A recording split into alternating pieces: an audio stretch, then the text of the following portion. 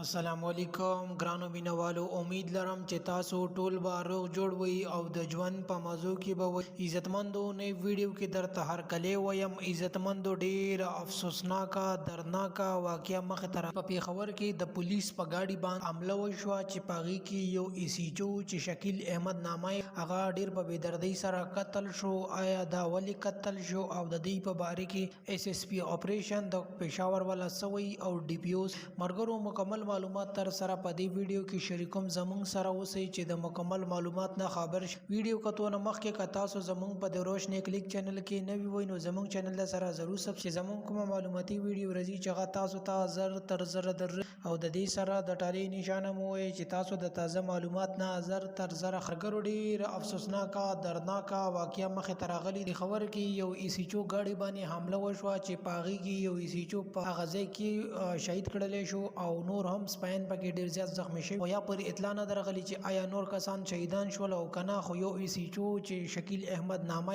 و هغه پکې شهید شول په هغه ټیم باندې په غصد باندې په گاډي کې شهید شول.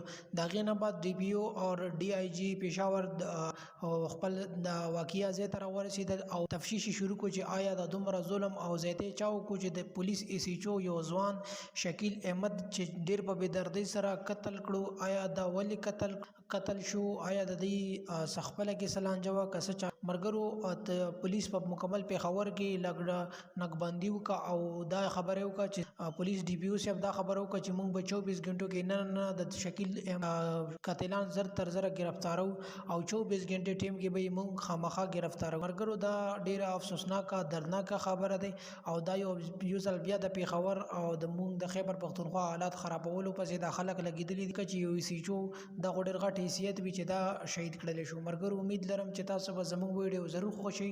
نورو معلوماتي ویډیوګانو لپاره چینل ضرور سبسکرایب کړئ. ډیره مننه، شکریہ.